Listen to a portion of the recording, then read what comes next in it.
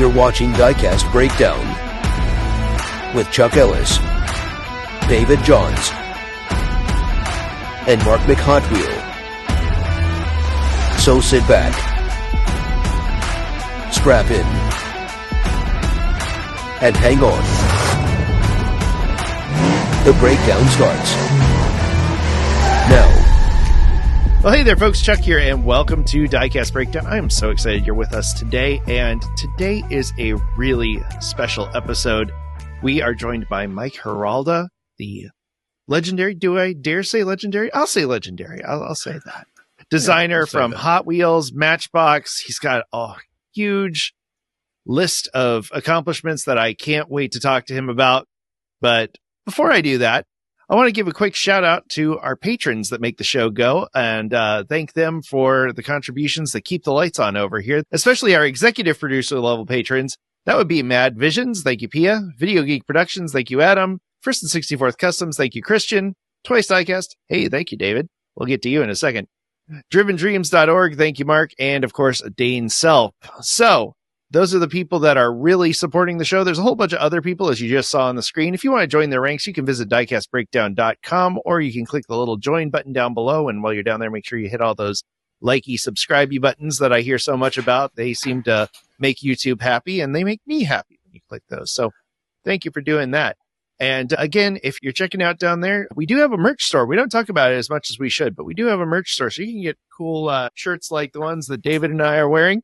And check out some of those designs by Justin Ellis that are really fantastic. But yeah, that helps put a little money in his pocket when he does some work for us, and he does all the work for us for free. So we appreciate when we can give a little back to him. All right. Well, I am not going to do this show alone. So of course, I'm going to introduce my co-host, Mr. David Johns. David, how are you doing today? I'm good, Chuck. I am pumped up for this one. I am too. I am very excited to get to our guest, and I will do that without any further ado. Mike Heralda, thank you so much for being on Diecast Breakdown today. It's my pleasure. I'm really looking forward to this. Oh, thank you so much. I'm very flattered. And we are really excited because you finally have ticked the Matchbox box for us, but because we've talked to people from Hot Wheels, Round 2, Tarmac Works, Mini GT, Para 64. You name it. A lot of people. We're still working on a few of those other brands, but I've really wanted to get somebody from Matchbox on the show. And I know that's putting a very narrow focus on your vast career. But before we get to that, let's start kind of at the beginning. So, Mike, tell us how you got into tiny cars in the first place. I kind of fell into it. I worked at a toy company called Whammo. I'm sure you probably remember them. Sure. And I worked there for 8 years. And then Mattel bought the brand, which was Kransco, and they asked me if I wanted to come on board. And so I said, yes, I'd like to have a job. And so they made me the manager of a new group they developed called the Mattel Sports Group. And I was there for about a year. And then they moved me into the packaging group. And so I became the manager of the Mattel Sports brand and packaging for about another year. And then I wasn't a good fit for that group. And so I was getting close to just leaving Mattel altogether. But then I got a call from the senior vice president of Boys Toys, John Handy, and he wanted to talk to me. He had heard a rumor that I was thinking of leaving. So I sat down with him for about an hour, and he told me, I heard good things about you. I want you to work for me. I don't have a job slot for you, but I'll make one, and I want you to be the first in-house graphic designer for Hot Wheels. Oh, wow. Up until that point, they had the industrial designers, Larry Wood and Phil Reelman and all these other guys. They would do the sketches, but they would send the sketches out to vendors, outside vendors, to do the turnover package. And so John wanted me to be the first in-house graphic designer to handle all that. And so I said, yes, I'll take that job. And so that's how I started. And he told me, you can set up the department any way you want because it's going to be new. So that was a perfect challenge for me, doing the legwork, the foundation of setting it up. Because what I discovered after talking to these outside vendors is that all of them had a different way of doing the turnover packages for production. And so I called the production plant in Bangkok in Thailand and asked them, do you have any issues with the turnover packages? And they said, oh yeah. They said, all these different artists, they give us different artwork and we have to redo it or send it back. And there's a time lag between Asia and the US sending stuff back and forth. And so I looked at everything that these guys were sending and figured out this is crazy. It needs to be formalized. There needs to be a process. And so I decided I was going to build what I called the digital library of 5U vehicles. So no longer were they drawings that these artists were using to put the artwork on, but these are going to be actual digital files of the tools. So they were perfect in scale, 100%, and then had to develop the process so that with this digital library, any graphic designer can come in, grab a file, and immediately start changing the body color, windshield, tires, and then add the graphics on that file. There's no more drawing or doing overlays. All that stuff was antique by that time. So I got to set that whole system up. And then when we started hiring new graphic designers, I would put them on a detail for about a month of just channeling and layering photos of the models, the tools. So they would become familiar with the model and the tool, and they knew how all the channels and layers worked in Photoshop and Illustrator. And then they could begin designing graphics. So I got to set all that up. That was probably the most fun I had working in a group, being able to establish the foundation of the process. And when some of those designers left and went to other brands, they took that technology with them. So all of these guys were doing what they call e-sheets. That was the name that I created because up until that point, when Larry Wood or the other designers would do their sketches, they were called B-sheets because that was the size of the tablet that they drew on. So because now it's all digital, I turned it over to e-sheets, electronic files. So, and that was in 1997 is when I started that. So from 97 to 2004, I was in Hot Wheels. And then in 2004, that's when they moved me to Matchbox. And I stayed there until 2015. I've always been curious about the design process. We've had Larry on and we talked about the designing of the cars. And he mentioned like people will ask him about the designs on the cars. He's like, I have nothing to do with those. Like I do I design the cars and what they put on the cars, that's not my department. Right. And I remember we had Bruce Pascal on and he showed some of the prototypes. And I remember specifically there was a 911 Porsche Hot Wheels that had a grid pattern on it because that was how the designers could look at the contours of the car and design things. So if you had the word Porsche on a stripe on the side of the body isn't actually straight. There's curves to it. So to make that line look straight, you had to work with the grid. So you took all of that and made that into something that you could just get on Photoshop and Illustrator. And so was this if you're using Photoshop and Illustrator in 97, that wouldn't have been a 3D file, but you were working with kind of a 2D representation of each tooling. Yeah. And plus I knew how to create shade and highlight. Sure. So that once you colored the body and then you did your graphics in Illustrator and then pulled it into Photoshop, you could add the highlights and the shades. So it looked three-dimensional. So you could see where the body seams were. If you're going to have any type of a font, you didn't want it to be over a seam where it would break. That was like one of the main issues with the earlier days of the turnover packages because their original line drawings weren't accurate. Now, help me out here because when you say turnover packages, am I to understand that's just like that would be what you would call the design, the tampos and the paint that would go on the car? Yeah. And that's all that information is on the e-sheet. Gotcha. Okay. All right. I wanted to make sure that we were all understanding this. This is a new term for me. You come in, you develop this whole process from start to finish, this thing that hasn't existed before. And you did something really special with your first design. So let's talk about that real quick. Oh, yeah. There it is. I got to say, it still holds up with anything in a blister today. It's a basic car, and you got tampo on two sides. You have a spray mask on the front. Yep. And you got tampo on there. And this was a $1 car. Mhm. And yeah, because this was my very first design, I mean, everybody wants their name on a car, right? Sure. Right. And I thought, well, this is my first car. I really want to put a reference to me on it. Mhm. But I thought maybe I better put my boss's name also, Gary Swisher. He was the director of Hot Wheels. And Very so smart. I put his name on the car. And when I finally got what they call the FEP sample, this is when you do the turnover. Mhm. And then about 6-7 months later, you're going to get an FEP sample to review, make sure everything is where it's supposed to be. The tampos is correct, the interior, the body colors, the wheels, everything is right. And then, so I took that FEP and I walked into Gary's office and I said, hey, look at my first Hot Wheels. And he's looking at it and he goes, you put my name on it. And he goes, oh my God, I've never had my name on a Hot Wheels. First And he time. was a director. Wow. And so he goes, yeah, let's do it. So I figured Very, that was an easy very- way to get my first design approved.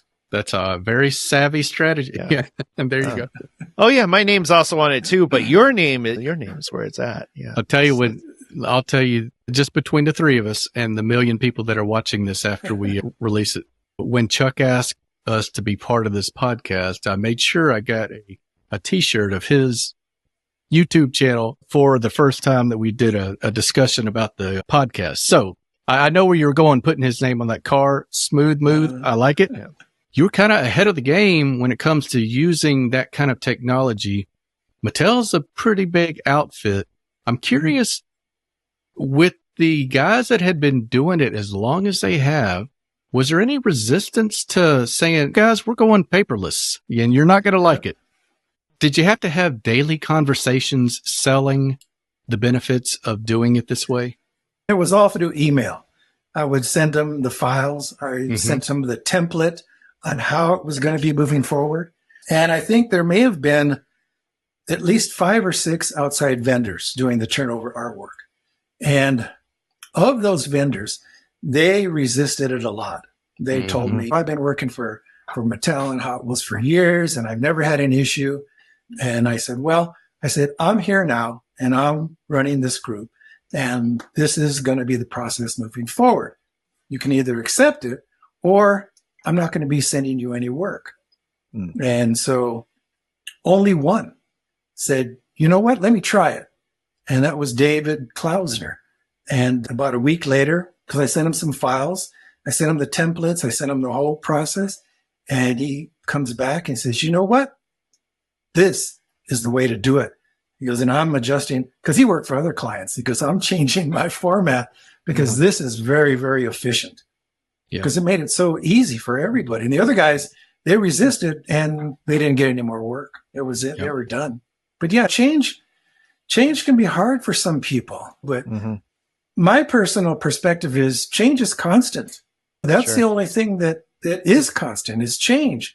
And you have to adapt to change. Figure out what's good about this. You know, what was bad with the way I did it before? Is this easier? And you make your choices that way. But change is constant. It's not inherently bad.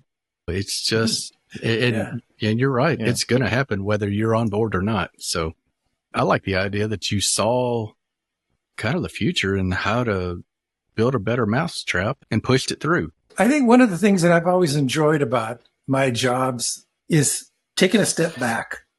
Take a step back, look at it, and then say, how can this be better? What's missing?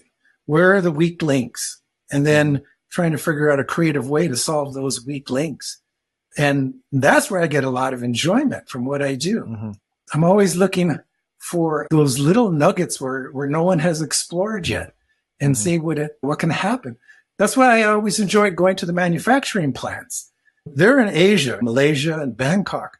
But when you go and you see the process, what they're doing, you get ideas. You go, I didn't know you could do that.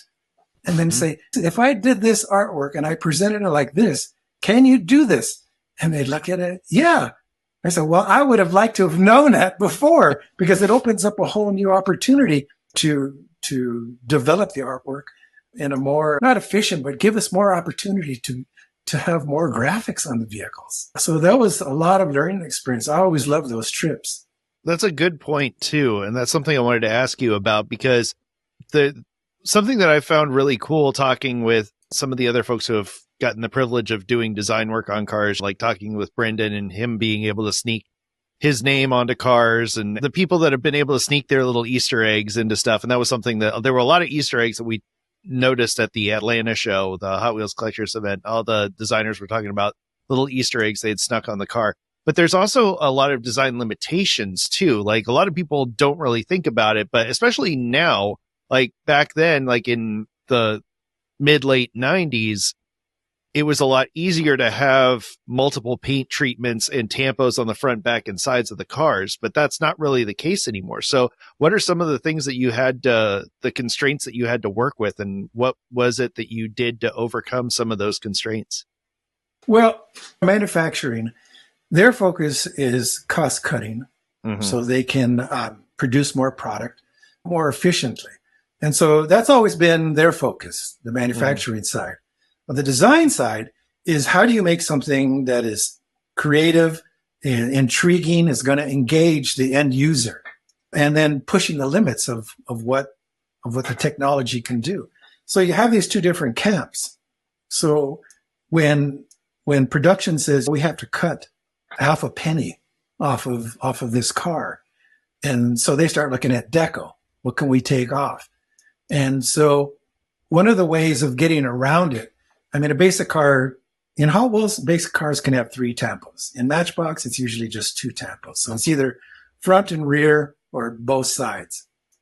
So what we would do sometimes to get that third tampo, instead of having 4 to 6 color inks on a panel, which would be like a side panel with either 4 or 6 color inks, we would reduce it to maybe 2 colors.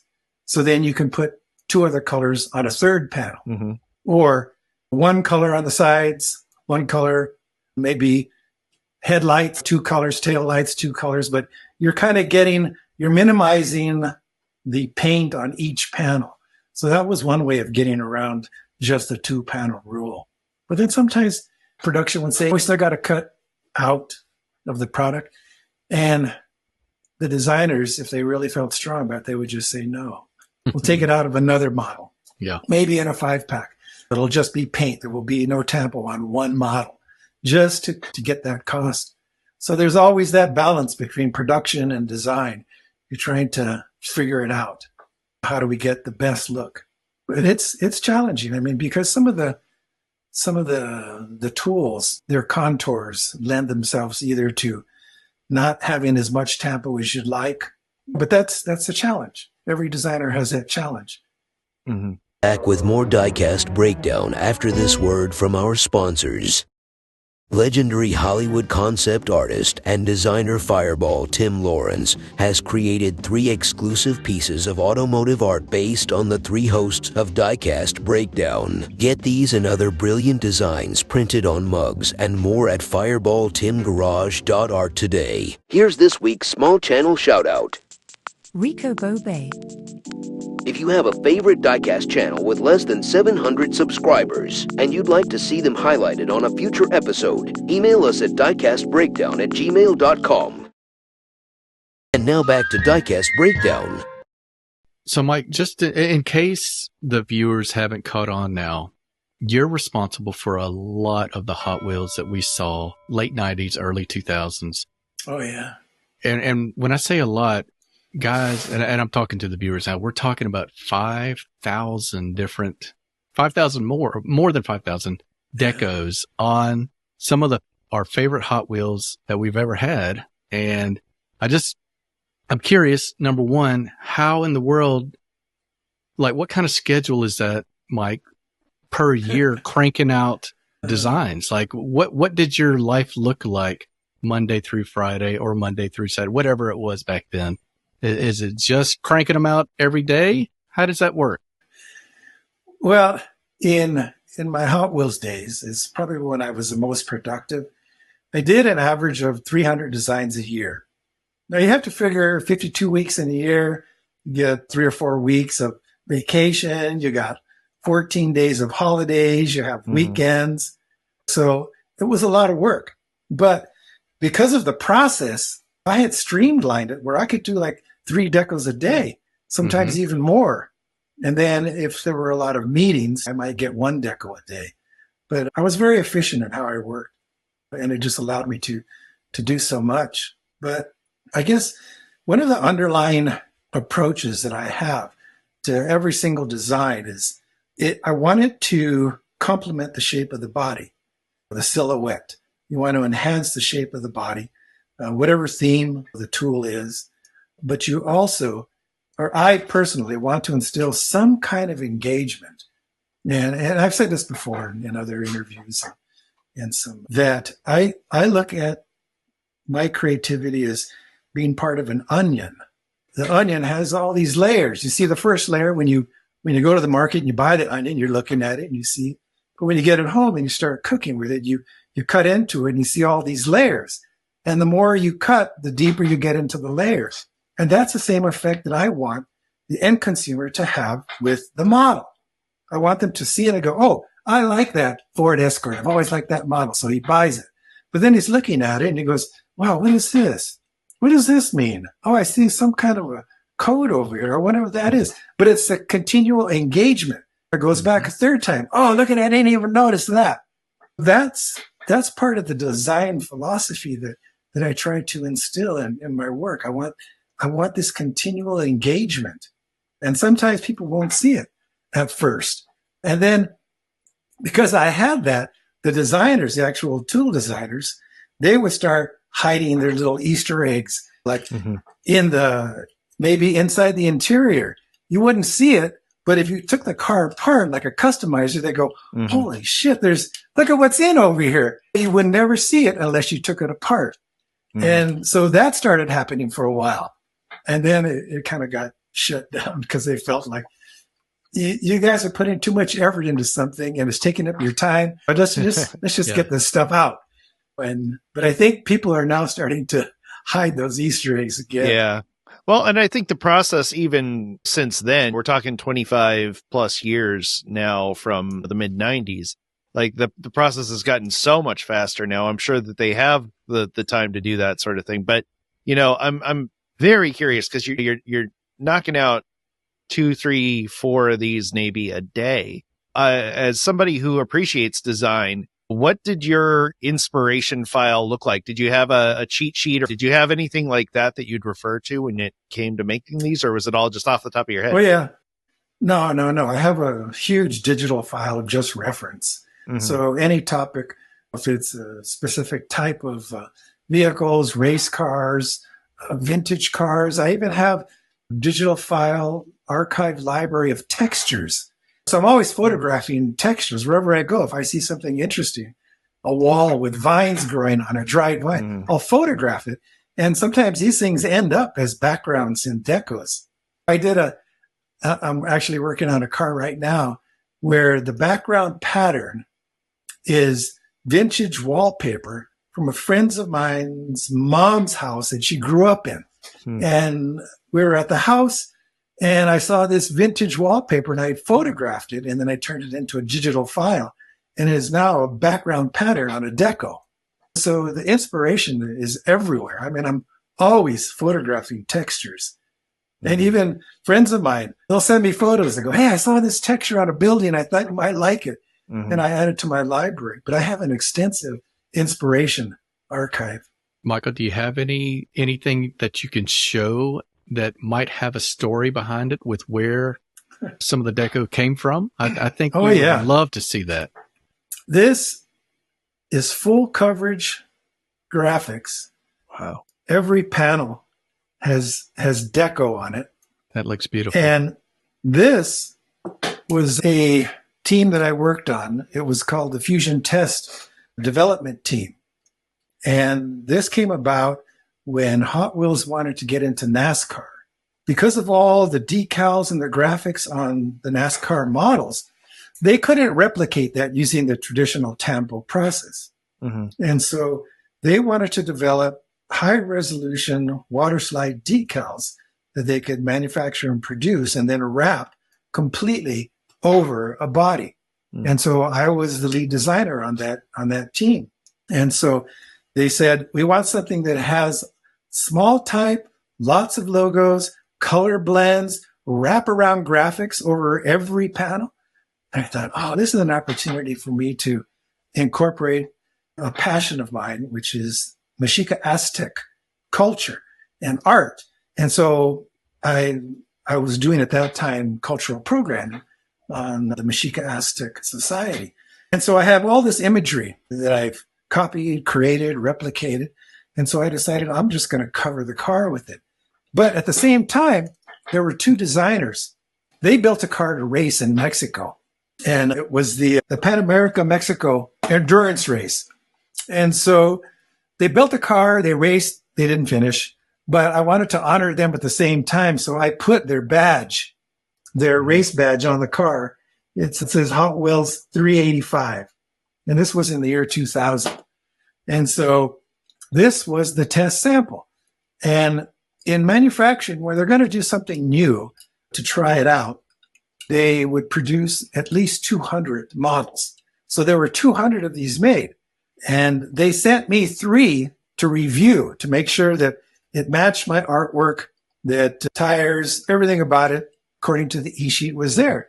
And so I got those 3 samples and I approved it. We took it to the meeting. We showed everybody and everybody said, yep, let's move forward. So they started doing NASCAR. So this is what started using what they call the fusion decals. And it's an extensive process. We were at the manufacturing plant when they were still developing it. And it was a team of us. And they had about a dozen women sitting at these tables. And there's a little conveyor belt. And so the car would come by and they'd grab a water slide. They dip it in this little tray of water, slide it off. And as the car comes by, they lay it on, they smooth it out. It goes to the next person. The body turns and it just goes down this assembly line. And in about 10 seconds, the whole car is completely done. And so they asked us, you guys want to try it? We go, hell yeah. So some of the girls move out. We all sit down. Here comes the car. And like, we're struggling. There's wrinkles and we can't even finish it because we're going by. And it would take like about a minute for us to get one car done horribly. I mean, it wouldn't pass for inspection. So I had the 3 cars. And it was, I think the next year there was a Hot Wheels convention and they were asking for donations for the charity auction. And so I figured, well, I'm going to give them one of the 3. And so it was in the auction. It sold for $2,000 at the auction. And every now and then I'll post a photo of it on Instagram. And then the husband and wife who actually acquired the model, they'll send me a message right away. Why are you showing everybody my model? I go, yeah, there's 2 more. Oh, yeah. That's a fantastic story. But yeah, that's something that was challenging, a lot of fun, and there's a lot of detail. I mean, the symbolism of these Aztec images. I mean, I could talk about that for hours. Yeah, I actually wanted to mention that because I think it's really cool that we've talked to you, we've talked to Eddie Castro, Louis Tanahara. There's a very interesting large amount of Mexican influence in a lot of diecast designs because of I think maybe it's because the location in Southern California, that means that there's a higher population of talented designers that have a Mexican heritage. But can you speak a little bit on that? Well, I think in the diecast world, there's a lot of different cultures represented. I know when I've been to Asia and I've seen the customizers there, they put a lot of their cultural imagery and symbolism in their decos. So, and I know when I first started doing some of these Aztec designs, I would get emails from collectors in Mexico and South America saying, oh my God, I wish I would have known that model was out there for sale. I'm trying to find it on eBay and nobody's selling them. So you kind of think when I was working at Mattel, I'm working in a cubicle. So I'm by myself in my head trying to create something that I think will interest the collector. But it isn't until you go to a convention and you meet the collectors from all over the world and they're telling you stories about the cars that they know that I did. And you see what an impact your work has. You don't see it when you're at work, but it's when you go out to an event and you meet these people and hear their stories that it kind of hypes you up to do more for them. Yeah, it was just something I thought about because I was realizing we've talked to quite a few designers that have that heritage, and I think it's really cool. And if you go on like YouTube and Instagram, a lot of the best customizers in the world are from Mexico. So there is this really tight cultural connection between the two things that I find really fascinating. And like you said, it's all over the place. You've got the amazing customizers in Indonesia that are doing all these crazy stuff with jeweler saws and incredible detail work, turning these cars and making them do things that they were never, ever designed to do, with opening doors and hoods and panels that move. And it's just, that's something that really fascinates me, is the way different cultures interact with the same thing. And it means a different thing to each group. And I think that's so cool. That's one of the most universal things about cars, is that everybody has their connection to it, and every culture has a very special and very meaningful relationship to cars. And so that's something that I always like hearing about, is how something that I may look at it and go, well, that's just a cool design, but there's a whole story and there's a whole culture behind a particular thing. We've had this recently with like the Proton Saga that just came out, that they released. That was a huge deal for Malaysia. And most people over here are just going to be like, okay, it's a 4-door sedan. It's kind of cool looking, kind of boxy. But, for them, it's a huge deal. And because of that, we actually get to learn a little bit more about Malaysian culture and this car and why it's so meaningful to them. And I think that's just such a cool thing that you don't get with almost any other toy. Right. I mean, I've been doing this for a while. And one of the questions that I get asked frequently is, like, what's your favorite design? And I think, 5,000 plus designs. And and I thought, when I really think about it, my favorite design is really the last one that I did, because it took all those other ones to get me here, and all that I've learned, it got me here. And so I think it's always my last design is my favorite. But when they ask me, what's your favorite real car? I have two. And it's the 1964 Lincoln Continental convertible. If I had $90,000, I would buy one. Excellent choice. And the other one is a 1959 Cadillac. I just love those fins. But when they say, well, come on, you got to have some favorites. And I thought, I could probably list at least 100 favorites in Hot Wheels and in Matchbox. And when I got that question enough, I said, you know what? I'm going to make puzzles. I'm going to make a Hot Wheels puzzles that has 100 of my favorite Hot Wheels cars. And I'm going to make a series of puzzles of Matchbox, the 100 Matchbox cars that I like. And so I made about 40 puzzles of each brand, and I sold them at a convention. But what I did to challenge the people who bought them, I cropped each photo very tight. So you would only see like maybe part of a headlight and a panel, or maybe part of the roof and a tail light, so that they would have to be challenged. Oh, I know what that one is. Oh, I know what that one is. And then I decided I'm actually going to put a display case together of my 100 Hot Wheels, 100 Matchbox. And I started gathering them up. But then I realized I sold some of the real special models, so I don't have them anymore to put in that display case.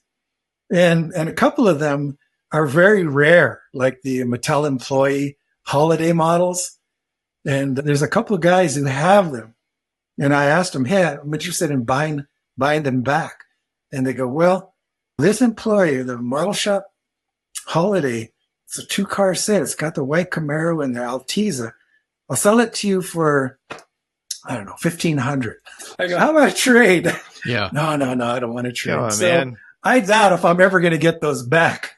But yeah, 100 Hot Wheels, 100 Matchbox. Mike, when you mentioned that old school Cadillac, was that the Eldorado or the Heralda? Because I love that story. Oh, Tell everybody what a Heralda is. Yeah, better yet. The Heralda has a really good story, because I originally did the design for a collector, a Hot Wheels collector model. And in the process of getting the design reviewed and approved, we got a message from the manufacturing plant that they had an issue with the tool. And so it wasn't going to be produced that year in that series. And so I was really bummed because I liked the design. And so I contacted the guy who does our prototypes for photography. That's Bruce Schultz. He's a customizer and a bodybuilder. Body Lines is his company. And so I called him up and I said, hey, Bruce, I have this deco. I really love it, but it's not going to get produced. Can you make me a one-off? And he goes, send me the e-sheet. So I sent him the e-sheet and he calls me back and he goes, you know what? I like this. He goes, I'll make you a one-off. He goes, on one condition. I get to make one for myself. I said, absolutely. So about a month later, he comes into Mattel and he hands me this. Where is it? This is the Heralda. Absolutely killer. Yeah. And it actually has, it's gold foil. It's gold plated bumpers. And then he did gold foil within around the flames, metallic foil, Dayglow orange and black, white interior. This is just a beautiful car. And so when I was in Malaysia at the Malaysia Diecast Expo last year, there's a customizer by the name of Black Crow. And he's a young customizer, but he's very talented. And during the dinner, he comes up to me and says, I have something that I made for you. And I go, really? And he goes, yeah. He goes, your Heralda? I go, yeah. And he goes, well, I made you a companion piece. This is the Heralda gasser. So he replicated my artwork, built these cases, and then he built me a case for my Heralda. So I have them now both in these display cases that he built. Oops. So this is a one-off, the Heralda. And I saw a post that Bruce Schultz did a couple of years ago where he was selling his diecast collection. So I immediately contacted him and said, hey, if you have the second Heralda, I'd like to buy it from you. And he goes, you know what? I never made the second one. There's only one. Wow. And they were good. Oh, well, that's cool. Yeah. Well, I was leading into, you talked about your favorite one was your last one. Yeah. And I think that's a really cool story. We saw the origin story with the 98 Escort and that deco, but tell everybody how you went out. Like you put a bookend on the entire catalog of Heralda design. So what did you do for your last design? That was a lot of fun. You know, I know because I worked on both brands. I know that a lot of those collectors are very brand specific. I only buy Hot Wheels or I only buy Matchbox. Mm-hmm. And I figured, okay, so this is going to be my joke on them.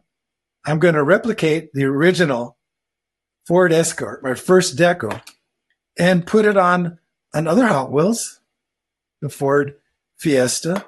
I'm going to put it on the Matchbox. And then there's, I think, 2 other or 3 other cars in the Matchbox line.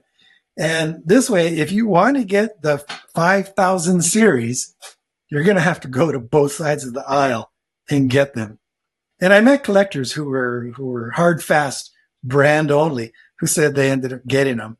But then I met other collectors. No, I just got the Hot Wheels.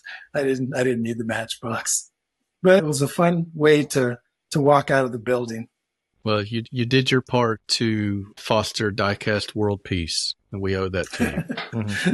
And I wanted to talk a little bit about that. So you move kind of mid-career from across the aisle to the Matchbox division. Can you tell me, I'm always curious what people's takes are on the differences between the two brands, and did that change your design approach when you moved from one to the other? It did. And when I first got invited to join the Matchbox group, my wife and I went out that night to different retail outlet stores to see what Matchbox looked like. Because I really hadn't invested a lot of time in Matchbox looking at them. Mostly I looked at Hot Wheels.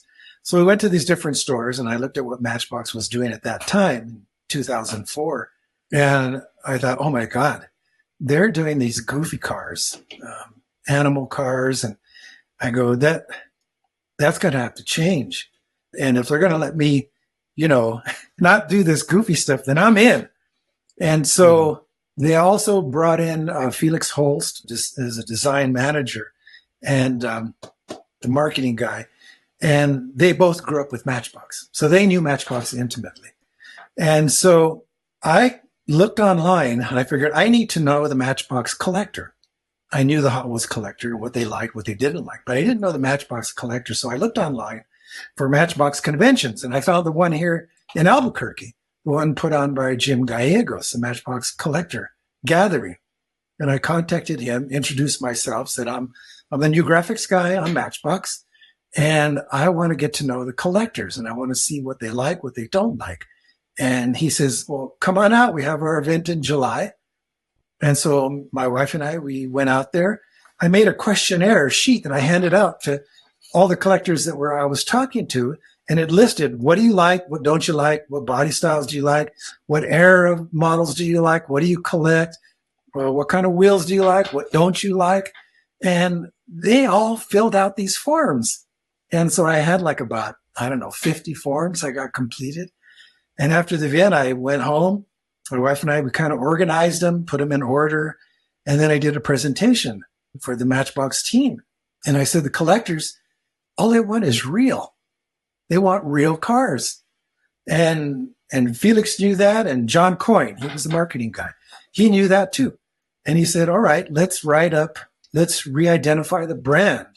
And so as a group, we presented it, and that changed the direction. After we rebranded what the brand was going to be, the direction, we moved forward and developed new tools. The graphics were more appropriate to realism. And by 2005 and 2006 became the golden years of Matchbox. Yes, it was the fastest growing brand at Mattel those 2 years. So we knew we were on the right track. We were catering mostly to collectors, but because they were real, kids, they would recognize these cars because they see them on the road. So it kind of hit both targets. Even though now marketing, they seem to think that the collector community is maybe only 30% of their market. But of that 30%, what they have to also realize is they're the biggest promoters of the brand. They talk about it. They post about it. They're advertising for free, the brand. Right. So, you got to give them more credit than just 30%. And that's been a struggle even when I was there, trying to convince the marketing group that collectors are valuable. They're a valuable resource. You really need to listen to what they want. Yeah, I don't see any 5-year-olds out there buying $25 Hot Wheels Elites or Matchbox collector editions. Unless they get into their dad's collection. Yeah, right. I got in trouble for that. I got into my dad's toy cars. But yeah, I broke the sliding door on his prized Dodge Caravan model, the Matchbox Caravan, because he had a 85 Dodge Caravan. So he had the matching car that went with it. And it was that one that had the little plastic sliding door, and I snapped it off. And he was not thrilled about that, but I replaced it later when I was an adult. Very good. But yeah, it's really funny because I think a lot of people forget that in the 90s and the early 2000s, Matchbox was really like, they were just kind of throwing everything at the wall at that point. Like, it was just like, what are you guys doing? Like, and we interviewed Charlie Mack, the right. Matchbox guy, and he's just like, yeah, that era is just like, nah, what's going on with this stuff? But it's funny because now, like you said, Matchbox is known as, that's the realism. Like, that's as close as you can get to realism for $1 car, and right. a little more traditional, a little more cars of the people, but still very cool, very desirable cars for collectors. And I've heard that 30% number as well. Mike Zarnock likes to throw that around every time somebody says, why is Hot Wheels doing all these fantasy cars? And it's like, well, because they're toys for children and children like fantasy cars. But there's not people doing a lot of custom fantasy cars. They're doing the real cars. They're doing fantasized versions of real cars that they would want to own. Right. So I think that's absolutely true. Jakarta Diecast Project is not doing fantasy vehicles, and he's getting 3, 4, 5 million views per video on the cars that he does. And kids are not getting that kind of promotion for Hot Wheels out there for free like he's doing. So that's a very interesting point. I appreciate that. That's very, Michael, good thing to point out. Could you shed a little light on an event that we hear about as collectors that we just don't know a whole lot about?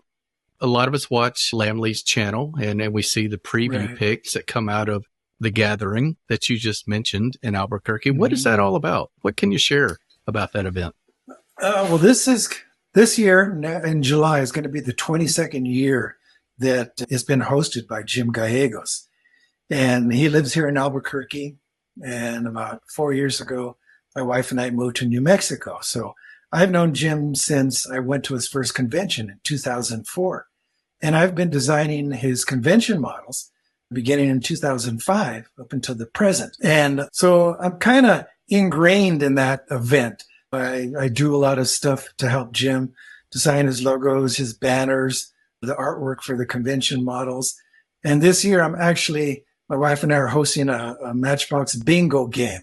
So I designed a bingo game based on Matchbox designs that I did. So it's another one of the blatant self-promotion pieces that I made. But it's a charity event. And his event, it starts on a Friday where they have the meet and greet. And then on Saturday, there's a car show, real cars, and some beautiful, beautiful cars show up for that event. And then Sunday is the open day for anybody. It's open to everybody. They can come, and it's a toy show. So a lot of buying, selling, and trading. But beginning on about Wednesday, before the weekend, all the collectors are showing up and doing in-room trading. So that's where a lot of the action is taking place. Mm-hmm. Collectors going room to room, buying, selling, and trading diecast cars. But you find some really interesting things there, things that you wouldn't find on eBay, but very unique and rare, vintage Lesney models in beautiful condition. So it's a really good event. I always enjoy being part of it. And I can't show you the cars for this year, but I can show you some from previous years. This is one. Look at that. Oh, wow. That I did. That is beautiful.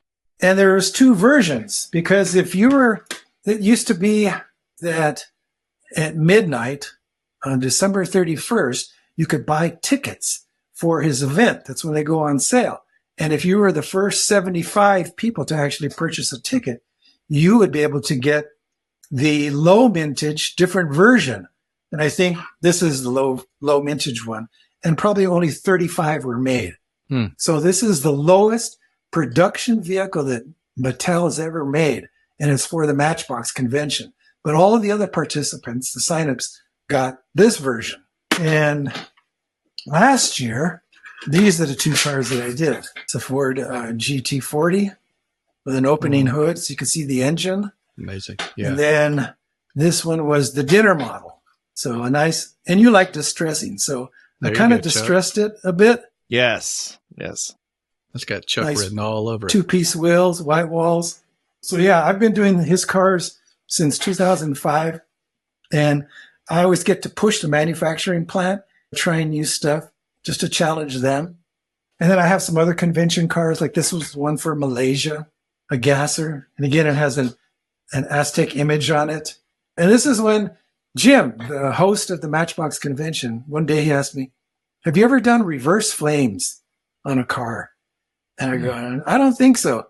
So when I was doing the graphics for this, I decided to do some reverse flames towards the end section of the vehicle, the rear end. Yeah. You're going in the opposite direction. Interesting. So, it's, where does inspiration come from? It comes from all over the place. But yeah, you can buy tickets that go on sale. Well, they went on sale December 31st at midnight. But the toy show is really big.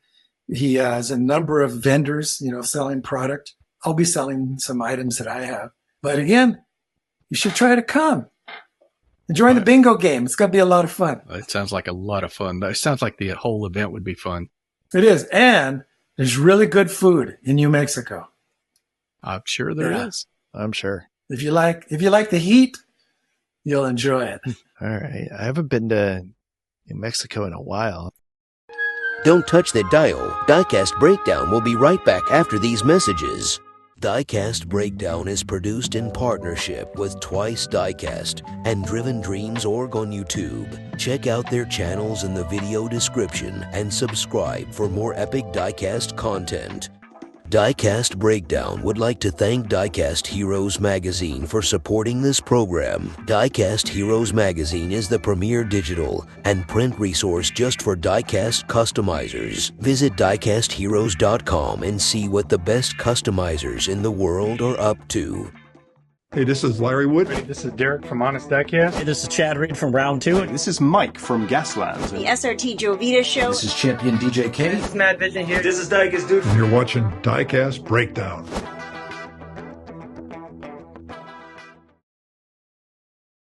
And now, the thrilling conclusion of this week's episode of Diecast Breakdown. I mentioned about collectors and comments or messages that I get from them. And one of them, I want to share it with you because it was so interesting. I also told you that I like to hide things in my decorations. And one of the guys who worked in Hot Wheels when I was still in the packaging group, considering leaving, he was the one that I talked to because I worked with him at Whammo. And his name is Steve Moran. And he was working in Hot Wheels and he designed the Mad Props, which is an airplane, propeller airplane. And this was going to be his first Hot Wheels that he designed. So he comes up to me and goes, I want you to do the graphics for me. I said, okay. So I came up with some ideas. And then I thought, I'm going to challenge the manufacturing group to see how small type they can actually get legible on a vehicle. And so because it was a plane, I'll show you the model. This is the Mad Props, first edition by Steve Moran. I decided I was going to put some copy on it. So I'm thinking, what kind of a story can I put on there? So I wrote this story, I wrote this story, tiny type. It's probably like 2-point type, not thinking that they can actually produce it, but to challenge them. And when they sent the FEP samples to review, I could read it with a loop, a magnifier. And I thought, oh my God, they did it. And it went into production. And then I have my notes here. In 2021, in March of 2021, I get this text from this collector who lives in Pennsylvania. And he said, did you design the graphics for the Mad Props? And I go, yeah. And he goes, that was my favorite car. He goes, I was like 14 or 15 years old when I got it. And I got a microscope and I put it on there and I read that. And it's like, that was my favorite model. And so, and I'll tell you what it actually says on here. I'll read it to you. It says, do not stand here. If you can read this type, you possibly have way too much free time and you should consider getting a hobby like flying an airplane just for the heck of it. It might start you thinking about trying other new things. And who knows, you might one day be the next real flying ace. So that's what it says on the wing. And that's amazing. So he sent that to me and he sent the note when he was 14 or 15, when he first saw it and wrote it down. And I thought, here I am working in a cubicle by myself, not knowing the impact or how it affects somebody. And you know what? Mm-hmm. He's a pilot and he trains people on how to fly. And he told me, if you ever come out to Pennsylvania, I'll take you up. That is remarkable. It's interesting how your work affects people. Yeah. I would never know if I didn't work at Mattel and I did that deco. It's one of the bonuses of doing what I do. You get these really fascinating stories from people. Yeah. And I think that's another thing that's really great about the hobby is that it is something that is very meaningful to so many people and it's a vast hobby, but it's also still a very tight knit hobby that people know the designers and can reach out and interact with them, or they can write them letters, or that there's these conventions and stuff where they can meet you and talk to you, and that there's this openness to it that I think you don't get with a lot of other hobbies that I think is super cool. I can't think of too many other hobbies where you can really get into, like, I think maybe big cars, you could, like full scale cars would have something similar to this, but you don't really get that with a collectible very often. And I think that's one of the best things about this hobby, is that it's about the people that make the cars almost as much as it can be about the cars themselves. And that's a really cool thing, that the cars have a story, the people behind it have a story. There's a function and a form to it that you can dig into. And I think that's one of the best parts about this stuff. And it's so cool that you guys can do this stuff and share pieces of you with us through these designs. And I think that's just a wonderful thing. And we're so grateful for work that you do and that you share that bit of your soul with us. I think that's wonderful. Yeah, I think what always impresses me is that when you go to these events or you meet collectors, and you'll meet them in the store. I'll go to the store and I'm going through the pegs looking for models that I worked on. And I'll meet collectors going there doing the same thing, looking for cars. And you start a conversation and you hear their stories. But what I always enjoy is that because it's a common ground, it's a common interest, the personal opinions about life are so varied, but yet you all come together around this one little thing. And it's a shared interest, and you can talk to these people. You don't feel any hostility or prejudice or judgment. It's just, hey, we're like a collective of people who have a passion, a shared interest in these little gems. And it's a wonderful way to experience connecting with people. That's the thing. You go to a convention and you can have people from all sorts of walks of life and politics and races and religions and creeds. And we can put all of that aside for a couple of days, and we just enjoy the cars, and we appreciate these bits of other people's world that we don't normally get to touch. And I think that's really cool. So for those who don't know, what is Mike Heralda working on these days besides the convention cars? It sounds like you're still keeping pretty busy. Yeah. My wife says, you didn't really retire, did you? I go, no. I do all kinds of different stuff. What's interesting is that lately I've been doing coffee mug designs. And I probably have about 20 different coffee mugs. Here's one of them. Blatant self-promotion, Adler 58. Nice. And I recently did a whole series using imagery of Mexican serapes. And as a matter of fact, I did a series for Chris Stangler. And it's a 4-car series going to be introduced at his June Diecast event in Kentucky. And so it's a 4-car series. And I'll send you photos of those. Yeah. But it all started from this serape shirt that I have. I was wearing it, and we went to a House of Cars event here in Albuquerque.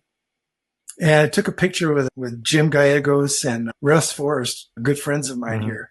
And I was wearing my serape shirt. And when I posted the picture, I go, you know what? I've never done a serape design. So I decided, Chris contacted me and said, hey, you want to do a series of cars for my event? And I go, yeah, I'm going to do a serape series. So I did that. And so they'll be sold in June at his event. But again, inspiration comes from all different places. Sure. I'm also doing a series. I just did a series of posters on another blatant self-promotion, Adler 58 race team series. And I'm selling it's a 3-poster set.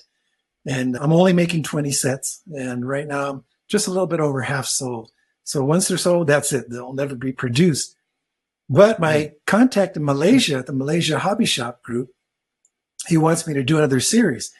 And for him, I did an Aztec themed series. And so I told him, how about if we do the Adler race team series? And he goes, hey, Michael, it's up to you. You can do whatever you want. So that's what I'm working on now. So maybe later this year, those will be sold. But it's an opportunity because I knew Mattel would never do it. It's too much of a blatant self-promotion for me. But I figured a customizer would do it. And they would do it well because I'm going to get full coverage. There's very little rules on them saying, well, we can't do that. So I'm looking forward to that. So that's new. What else? I'm doing, I did a collaboration with Neverland Labs. And those models just came out. And here's one of them. It's the Vandura, my Paisley Vandura. I remember seeing that. I saw one for sale at the show. I didn't realize that was you. That's so cool. Yeah. So for this 3-car series, the Vanduras by Neverland, they had Mike Wilmot designed one of the vehicles, Lee Allen designed one, and I did the third. Okay. So the idea is you're going to sell 3 artists on a series. And so they did the cars. They did a second version. They're starting to ship now. So a lot of collectors are starting to get them. They had their samples at the show and they sold some of those, but they finally got the quantity. So they're shipping. I'm still waiting for my second version to arrive. It's more of on the pink palette, but they're a really good group. Oh, and then this one was a special one that came when I got home from Las Vegas from Abe Lugo. I did this design for Matchbox. This is a Matchbox model, 32 Roadster. And this is the FEP sample. And I had seen it produced. It was already supposed to be in the market. And so I contacted Abe Lugo and I said, hey, did the 32 Roadster ever get produced? Because I haven't seen it. And he goes, there was an issue with that. And I go, well, what is it? And he goes, the new rule came down. We can't have flames on Matchbox. Only Hot Wheels can have flames. And he goes, but I got the FEP sample before it went into production. And he goes, and I'll send it to you. So this model, like the other rare ones, will never see the light of day. But I have it. And when I was in Vegas at the airport, they had this vendor who makes these like poker chips out of metal, and you could put any picture on there. So I took a picture of it. I gave it to them. They put it on their digital file. They made me a poker chip. And on the ring, it says something like, you can never buy this model. And I was showing people. Yeah, They go, what do you mean you can't buy it? I go, no, you'll never be able to buy it. It's an FEP that never got produced. That's really cool. That is a jewel in the collection. Yeah. Yes. And I did a poker chip for the Heralda too. You can never buy this. It makes sense. I understand why they would make that rule, but it's still kind of whatever. But yeah, I mean, in real life, you do see cars like this. Oh yeah. Well, sure, absolutely. But yeah. So how about that? So I did national parks. I did Inc. construction. I did the Lyons Brothers racing. I did the cargo courier. And I also did, there's a new Matchbox construction series. So it's always fun for these continuing series. I think the National Parks was the very first series that I started, and I didn't know if it was going to catch on. So I think the first year I may have done like 2 or 3 vehicles with that logo. And then the next year, I think we did maybe another 3. And then the following year, maybe 4 or 5. So it's been growing. But now I'm concerned we need to slow down a bit because you don't want to overwhelm the collector. Sure. Yeah. I know that series. It's far from a completionist series for me, but I do have quite a few of them. I think they're really cool. I just love that utilitarian green, and a lot of those cars would have actually been used in the Park Service. The old like Chevy truck and I think there's like I don't know about the Baja Beetle, but it's still cool. And the 59 Dodge Coronet is one of them too. Yes. No, I enjoy those a lot. Yeah. There was one point I decided I'm going to do a white body because there are white body national parks vehicles. And so it was on a Hummer. And part of the code that I put on there was the tool number, which is 666. So it was on the vehicle. And it went into the FEP stage. It may have gone into production when the licensor contacted Mattel and said, you got to take that 666 off. Yeah. That has like a demonic connotation. Right. So they ended up taking it off. General Motors doesn't like that. That's funny. No. I didn't imply it that way. Sure. Just a number. There's been times where I've been at conventions and collectors say, can you do a car sketch for me? And a few times I've done it. But then I thought, I'm going to try to draw the smallest sketch possible. And so I have a big magnifying glass and I was drawing some VW Beetles. I mean, tiny on a Post-it note like this. And then I draw a little frame around it.